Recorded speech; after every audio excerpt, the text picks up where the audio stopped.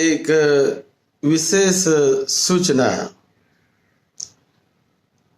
आने वाले बुधवार दिनांक 19 अगस्त 2020 को हमारे भिक्षु संघ के अध्यक्ष रहे हुए निर्वाणस्थ पूज्य भदंत सदानंद महाथेरो, जो अखिल भारतीय भिक्षु संघ के अध्यक्ष रहे हैं, उनके पुण्यानुमोदन का विशेष कार्यक्रम बुधवार दिनांक 19 अगस्त 2020 को सुबह 9 बजे हमारे ऑल इंडिया भिक्षु संघ की ओर से मुंबई प्रदेश भिक्षु संघ और महाराष्ट्र भिक्षु संघ, ऐसे सभी भिक्षु संघ की ओर से, भिक्षुओं की ओर से ये कार्यक्रम 19 अगस्त को रखा गया है। सुबह 9 बजे।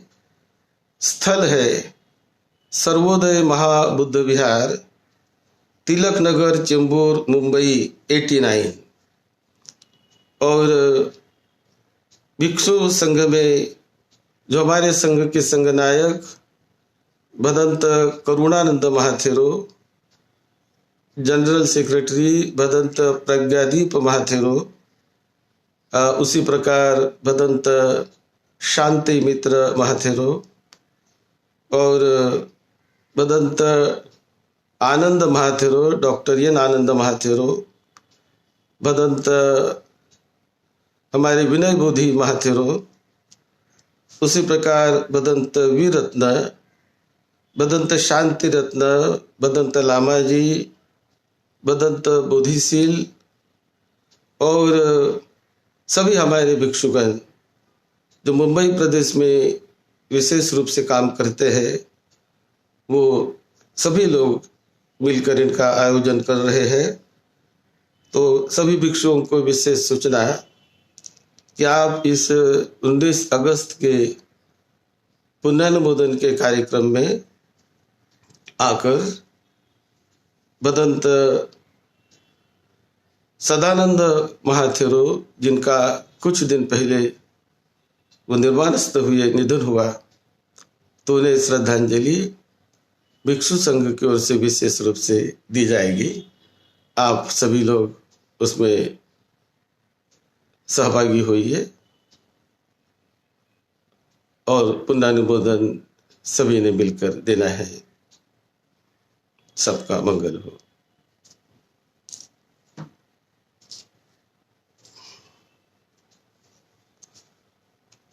धम्म पद गाथा क्रमांक 147। आज दिनांक 16 अगस्त 2020। ये गाथा तथागत भगवान बुद्ध ने जेतवन श्रावस्ती में रहते समय श्री मां गणिका के विषय में ये गाथा कही है। पश्चित्त कतं बिंबं अरुकायं समुसितं आतुरं बहुसंकप्पं यस्नद्धि ध्रुवं ठिति।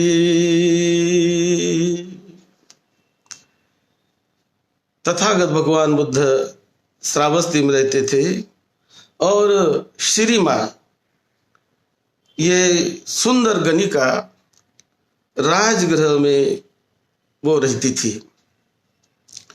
तो राजगृह में एक बार भगवान बुद्ध को विशेष रूप से निमंत्रित किया गया सुमन सृष्टि के यहाँ।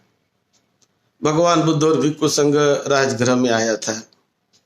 तब ये श्री मां गणिका सुमन श्रेष्ठी की, उनके भार्या की और सुमन श्रेष्ठी की पुत्री उत्तरा नाम की जो पुत्री थी, उनकी क्षमा मांगने के लिए ये श्री मां गणिका वहां पर चली गई। तो जब वहां गई तो देखती है कि वहां तो भिक्षु संघ के भोजन दान का बड़ा कार्यक्रम चल रहा है। ये देखकर बड़ी प्रभावित हुई और बुद्ध ने भोजन समाप्ति के बाद जो पुण्यानुमोदन किया है, वो पुण्यानुमोदन में इतनी अच्छी देशना तथागत बुद्ध ने की। उसमें बुद्ध कह रहे थे कि जब कभी क्रोध का अवसर आ जाए तो क्रोध न करो, क्रोध पर विजय पाओ। जब कभी आपको अपने किसी को साधुवाद देने का अवसर आ जाए, क्रोध का अवसर आ जाए, तो उन्हें विजय पाने का प्रयास करो, क्रोध न करो। कभी असाधु का व्यवहार करना पड़े, यानी बुरा व्यवहार करने का वक्त आए, तो बुरा व्यवहार न करो, साधुता का व्यवहार करो। ऐसा तथागत बुद्ध ने उपदेश दिया। कभी कंजूसी का अवसर आ जाए, मन कंजूसी करता है, तो उसको जीतने का प्रयास करो, दान देने का प्रयास करो, तो कंजूसी खत्म हो जाएगी, पॉजिटिव एनर्जी खड़ी हो जाएगी, निर्माण हो जाएगी। और अपने सत्य व्यवहार से असत्य को जीतो, असत्य को सत्य व्यवहार से जीतो। ये जो बात तथागत बुद्ध ने बताई, ये श्री मां गणिका बहुत प्रसन्न हो गई और यह सुनकर वहां पर ही ये श्री मां गणिका को श्रोतापन्न पद की प्राप्ति हो गई। बुद्ध की ये देशना सुनकर बुद्ध को वंदन किया उसने। वो तो मिलने गई थी, क्षमा मांगने गई थी उत्तरा को, लेकिन ये अवसर देखकर सुनकर बड़ी प्रसन्न हो गई और बुद्ध को वंदन करके उन्होंने कहा, भगवान मेरे यहाँ भिक्षु संघ के साथ कल आइए। उन्होंने भिक्षु संघों को बुलाया। तथागत बुद्ध भिक्षु संघ के साथ दूसरे दिन वो गणिका के यहाँ, श्री मां गणिका के यहाँ महादान उन्होंने जो रखा, उस महादान में भगवान बुद्ध और भिक्षु संघ चला गया। और फिर उन्होंने एक संकल्प किया कि मैं आज से लेकर निरंतर हर दिन 8 भिक्षुओं को मैं संगदान दूंगी, 8 भिक्षुओं को मैं दान देते रहूंगी। भगवान मुझे वो अनुमति दीजिए कि 6 महीने तक मैं निरंतर 8 भिक्षुओं को दान देते रहूंगी। और उन्होंने मान्य किया। तो निरंतर फिर 8 भिक्षु उनके यहाँ जाने लगे और बड़ा अच्छा स्वादिष्ट भोजन करने लगे। ये गणिका का स्तर समाज में उन दिनों बड़ा ऊंचा होता करता था। गणिका ने उस शहर की, उस समाज की, शहर की सबसे सुंदर ऐसी स्त्री, सबसे सुंदर लड़की, तो उन लड़की को पाने के लिए राजा आपस में युद्ध करते थे। तो निर्णय लिया गया कि ऐसे सुंदर लड़की है, उनके लिए युद्ध ना करे, मारपीट ना करे, कोई उस पर अत्याचार भी ना करे, उसे स्वतंत्र ढंग से उसे रहने दिया जाए। वो अपने मन से जिए और अपने मन से जीकर अपने सम्मान से जिए, क्योंकि इतनी ब्यूटी, इतनी सुंदरता उसे मिली है। वो तो उनका पुण्य बल होता है, सुंदरता अपने आप नहीं मिलती। तो उनकी सुंदरता का हम भी सम्मान करें। और इसीलिए उन्होंने नगर वधू करके ऐसे सुंदर स्त्री को राजा की आज्ञा से घोषित करते थे। और फिर वो राजा जैसी ही रहती थी, राजा जैसी ही उनका पूर्ण स्वतंत्रता थी। कोई उस पर अन्याय अत्याचार नहीं कर सकता था, वो अपने मर्जी से चलती थी। जैसे एक बार का जो प्रसंग है, कि जो वैशाली की जो नगर वधु थी आम्रपाली, वो तो राजा जैसे रहती थी। उसने राजा को भी हराया। जब वो बुद्ध को दान के लिए बुलाने गई तो बुद्ध ने उनका आम्रपाली का दान स्वीकार किया। और जब राजा गया उसके बाद तो राजा का दान बुद्ध ने नकार दिया। देखो कितना ऊंचा स्थान वो गणिका को उन दिनों समाज में, उन सुंदर स्त्री को देवी जैसा मानकर उनको बड़ा स्थान दिया जाता था, बड़ा स्थान दिया जाता था। और वो अपने मर्जी से रहती थी, वो अपने मर्जी से उन्हें जीना रहता था। तो ऐसी वो श्री माँ राजगिरी की ये गणिका श्री माँ बड़ी सुंदर और बहुत अच्छे ढंग से वो रहती थी। तो 8 भिक्षु हर दिन उनके यहाँ जाया करते थे। वो भिक्षुओं को वंदन करके बड़ा स्वादिष्ट अच्छा भोजन खिलाती, स्वयं अपने हाथ से परोसती, वंदन करती और भिक्षु चले जाते। एक दिन 8 भिक्षुओं में से एक भिक्षु एक दिन वो भोजन करके किसी अपने मित्र भिक्षु को मिलने दूर कुछ योजन वो चला गया। और वहां जाकर वो बखानने लगा कि अरे आज जो हमने दान किया, जहां हमने दान लिया, वो इतनी सुंदर स्त्री है, बहुत सुंदरता, बहुत अभिरूप है, बहुत अच्छी है। तो सारा वर्णन करने लगा एक गांव का भिक्षु, गांव के भिक्षु के पास। तो उनकी सुंदरता का वर्णन करते हुए वो दूसरा भिक्षु वहां का जो प्रमुख था वो सुनकर बड़ा ही मुग्ध हुआ, बड़ा प्रभावित हुआ। उसने कहा कि मुझे देखना चाहिए ऐसी सुंदर स्त्री को। तो कैसे देखे? तो बोले कल तो दान है, सुबह हर दिन बुलाती है, चलो आप भी चलो। तो कल के दान में शामिल होने के लिए वो गांव का जो भिक्षु है प्रमुख था, वो भी बहुत सुबह उठा और बहुत सुबह दान के पहले मुझे सलाखा मिल जाए, मेरा नंबर उस दान में लग जाए, ऐसा करके वो पहला ही नंबर लगा कर बैठ गया। और उन्हें सलाखा मिली। 8 व्यक्ति वहां जाने वाले थे, इनका भी नंबर वहां लग गया। तो ये भी अब 8 में शामिल हो गया। ये सीनियर भी था। अब 8 में ये तो प्रमुख हो गया। फिर 8 में प्रमुख होकर उनके यहाँ भोजन के लिए गए। अब भिक्षु भोजन के लिए गए तो आज अचानक ऐसा हुआ कि श्री माँ की तबीयत अचानक बिगड़ गई। और अचानक तबीयत बिगड़कर वो बीमार पड़ गई और बीमारी से अपने खाट पर गिर पड़ी।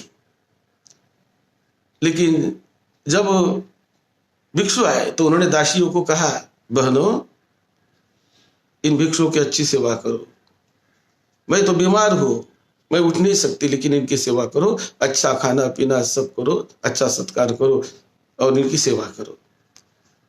तो उनके दासियों ने बहुत अच्छे भिक्षु संघ की सेवा की। वो तो बीमार थी, उठ नहीं सकती थी। और ये भिक्षु बैठ गए, भोजन के लिए बैठ गए। उसके बाद वो चाहती थी कि मैं भिक्षु को वंदन करूं। वो बीमार पड़ी हुई थी श्री माँ। उन्होंने कहा कि मुझे पकड़ के ले जाओ। तो कांपती हुई दासियों ने उनको सहारा दिया और कांपती हुई गई और उन्होंने भिक्षुओं को वंदन किया, प्रणाम किया। तो ये प्रणाम करते हुए उस रुग्ण गणिका को देखकर ये जो भिक्षु था गांव का आया हुआ, वो इतना मुग्ध हो गया, उसका चित्त, वो कहते हैं कि करोड़ों वर्षों का पाप उनमें जाग गया। और वो उसे देखकर ऐसा उसके मन में आने लगा कि ये रुग्ण अवस्था में बीमार है, बीमारी में भी इतनी सुंदर है, आभूषण नहीं है, अलंकार नहीं है, फिर भी इतनी सुंदर दिखती है ये। तो जब अलंकारों में, आभूषण में, स्वस्थ रहने में कितनी सुंदर होगी, ऐसा विचार उसके मन में वो आ गया, जो नया भिक्षु था। और आकर उसके मन में पता नहीं क्या हो गया, उसने वहां पर चिवर डाल दिया जमीन पर और वहीं सो गया। खाना भी नहीं खाया, खाना परोसा गया उसको, खाना भी नहीं खाया। भिक्षु उसको आग्रह करते कि बनते खाना खा लीजिए, खा लीजिए। उसने नहीं खाया खाना, वो सो गया। और वहीं सोकर पड़ा रहा।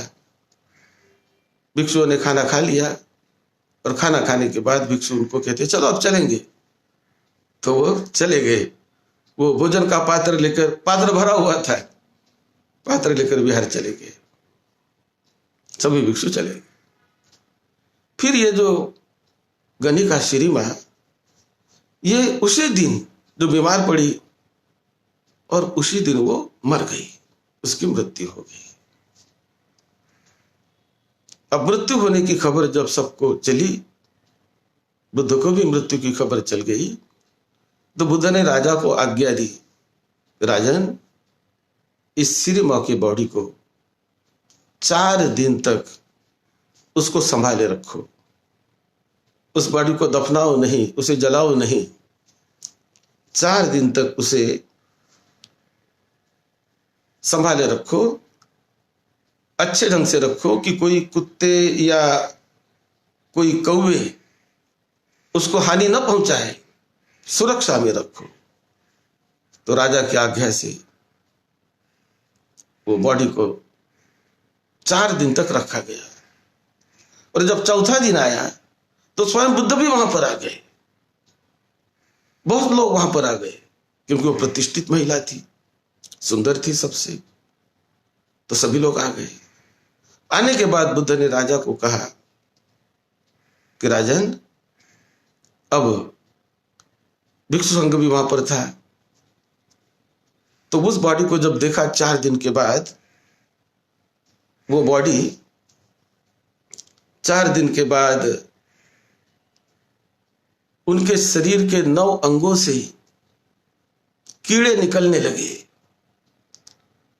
वो जो बॉडी, शरीर छिन्न विच्छिन्न हो गया। कहते हैं पके चावल की तरह वो फूल गया, शरीर छिन्न विच्छिन्न हो गया। और 9 अंगों से, 9 द्वारों से, जो शरीर के 9 द्वार, कौन से 9 द्वार? 2 गुरुद्र द्वार आदि, कान के 2 द्वार, नाक के 2 द्वार, आंखों के 2 द्वार और मुंह का 1, ऐसे 9 द्वार, 9 द्वारों से कीड़े निकलने लगे। शरीर छिन्न विच्छिन्न हो गया, बदबू देने भी लगा। तो राजा ने कहा, देखो, बुद्ध ने कहा राजा को, अब ये बॉडी को कोई 1000 स्वर्ण मुद्रा में ले जाए, अनाउंस कर दो। तो उसने अनाउंस किया राजा ने कि कोई इसको ले जाए 1000 मुद्रा में। कोई एक शब्द भी नहीं बोला, बहुत हजारों लोग थे, कोई एक शब्द नहीं बोला। बोले 500 में ले जाए, 100 में ले जाए, 50 में ले जाए, 1 कौड़ी में ले जाए, तो भी कोई बोला नहीं। तब बुद्ध ने कहा, देखो, ये जब जीवित थी बहुत सुंदर लगती थी, ये जीवित थी, इनके साथ एक दिन बिताने के लिए 1000, 2000 भी स्वर्ण मुद्रा लोग देते थे। लेकिन आज इस बॉडी की क्या हालत हो गई। जब इससे प्राण चला गया, प्राण जाते बराबर ये बॉडी खराब हो जाती है, ये छिन्न विच्छिन्न हो जाती है और ये नाशवान होने की स्वभाव की है। जब तक इसमें प्राण है, जान है, तब तक इसको हम बच्चे कहते हैं। नहीं तो ये बॉडी, ये शरीर, मनुष्य देह, मनुष्य शरीर, ये तो रोगों का खजाना है। कोई भी रोग हो सकता है, किसी भी प्रकार का रोग हो सकता है। बॉडी है तो रोग है, ऐसा नहीं कि वहां रोग नहीं होगा। किसी भी प्रकार का रोग हो सकता है जहां बॉडी है।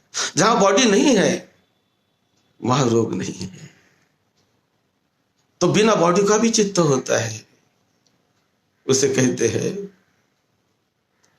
बिना अशरीरं, बिना शरीर का भी चित्त का अस्तित्व, वो अलग विश्व है, वो लोकोत्तर अवस्था होती है।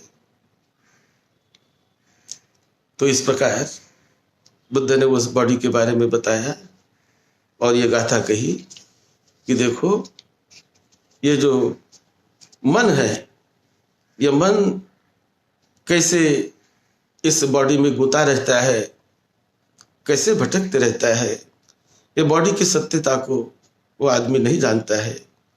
जब बुद्ध ने यह देशना की तो उनमें से 84,000 लोग उनमें से लाभान्वित हुए।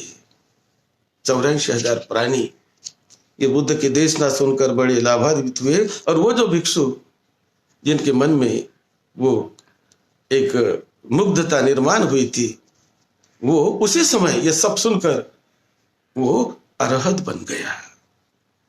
जब वो सोचने लगा, बुद्ध ने जब देशना दी तो वो भिक्षु अरहत बन गया। और बुद्ध ने तब ये गाथा की देशना कही है, पश्च चित्त कतं बिंबं उरुकायं समुस्सितं आतुरं बहुसंकप्पं यस्य नत्थि ध्रुवं ठिति। भिक्षु देखो, यह शरीर कैसे ये एक चित्र जैसा, एक कैसे विचित्र प्रकार का आकार लिए हुए, ये बड़ा सुंदर आकार लिए हुए रहता है, ये बड़ा अच्छा दिखता है हमें, लेकिन बहुत संकल्प विकल्प से भी ये चित्त, ये बॉडी होती है। कई संकल्प विकल्प हम अपने बॉडी में बनाते रहते हैं, लेकिन एक बार जीवन निकल जाए, मृत्यु आ जाए तो सारे संकल्प विकल्प बॉडी से खत्म हो जाते हैं, शरीर से खत्म हो जाते हैं। कोई संकल्प विकल्प शरीर में नहीं रहता। चित्त अपनी गति से निकल जाता है और निकलकर अपनी दूसरी गति में चलने लगता है। लेकिन जिस बॉडी को हम सुंदर सुंदर कहते हैं, वो इस प्रकार से उसका वास्तविक स्वरूप है, ये तथागत बुद्ध ने बताया। और ये बॉडी को कोई ध्रुवं स्थिति नहीं है, यानी ये दीर्घ काल तक ऐसी बने रहने वाली बॉडी नहीं है। ये बॉडी का नैसर्गिक स्वभाव है कि वो विकृत हो जाएगी, नष्ट हो जाएगी, बीमार हो जाएगी, बूढ़ी हो जाएगी और एक दिन मर जाएगी। ये शरीर का स्वभाव है।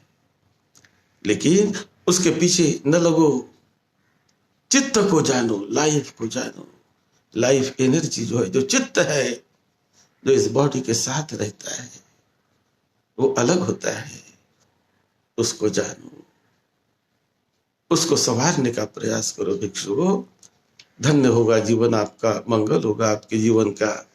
ये देशना जब तथागत बुद्ध ने की तो बहुत लोग लाभान्वित हो गए, बहुतों का कल्याण हुआ। यही गाथा के साथ ये घटना जुड़ी हुई है। और भी एक बार हम बताते हैं कि कल होने वाले, मतलब 19 अगस्त को होने वाले कार्यक्रम में भिक्षु संघ को निवेदन है, सभी भिक्षु उस कार्यक्रम में सर्वोदय महाबुद्ध विहार में आए। और विशेष रूप से जो हमारा मुंबई प्रदेश भिक्षु संघ है, जो भदंत शांति रत्न बड़ा अच्छा काम करते रहते हैं, कार्यक्रम लेते रहते हैं, तो वो नियोजन कर रहे।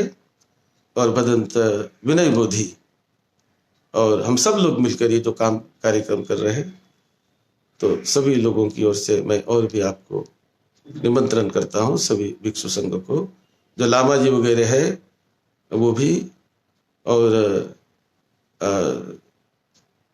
जो विरतन भिक्षु भी है, इसी प्रकार बोधिशील भी है, और सभी भिक्षुओं को विशेष रूप से निमंत्रण।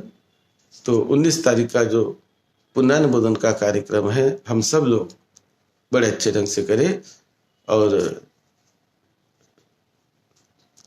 सद्धम्म के रास्ते चलते रहे। सभी उपासक उपासिकाएं, सबका मंगल हो, आप सबको निरोगत्व मिले, दीर्घायुष्य मिले।